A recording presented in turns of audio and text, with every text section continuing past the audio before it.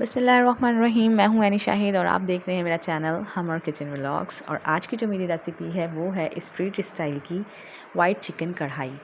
तो जी बनाएंगे इसको बहुत ही इजी तरीके से और बहुत ही ज़्यादा मज़े की बनती है ये। और इंग्रेडिएंट तो इसमें बहुत ही कम डलते हैं। तो रेसिपी शुरू करने से पहले जो लोग मेरे चैनल पे न्यू हैं प्लीज़ चैनल को लाइक शेयर सब्सक्राइब ज़रूर कर दीजिएगा।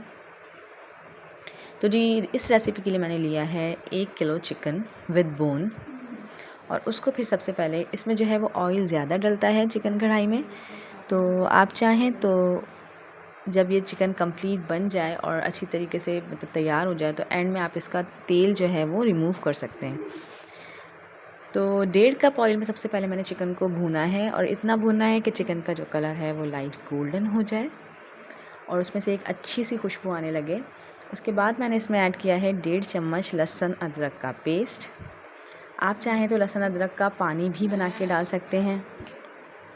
उसके बाद इसे अच्छी तरीके से भूना है लहसुन अदरक के साथ। और इसमें ऐड की है मैंने 4 से 5 प्याज का पेस्ट, मतलब जो कच्ची प्याज होती है उसी का पेस्ट बना के डालना है। और इसमें हम पानी बिल्कुल भी ऐड नहीं करेंगे क्योंकि जो इंग्रेडिएंट हम इसमें ऐड करेंगे उन्हीं का पानी इतना होगा कि वो उसमें गल जाएगी, क्योंकि दही भी जो है वो इसको गलाने का भी काम करेगा और इसमें अच्छी सी ग्रेवी भी क्रिएट करेगा।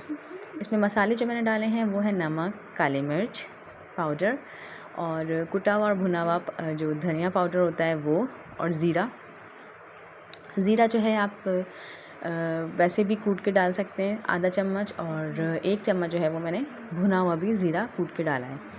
और इसके अलावा जो है इसमें हम गरम मसाला ऐड करेंगे, लेकिन बहुत कम क्वांटिटी में, जो कि होगा 1/2 चम्मच।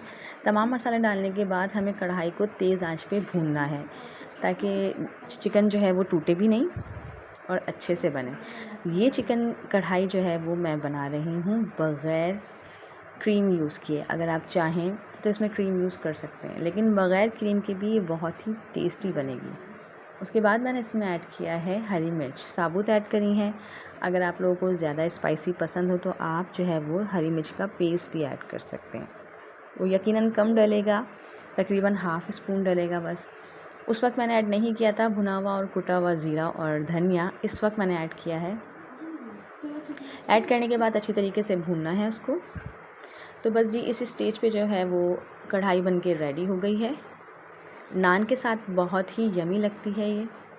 और आपको आज की रेसिपी ज़रूर पसंद आई होगी।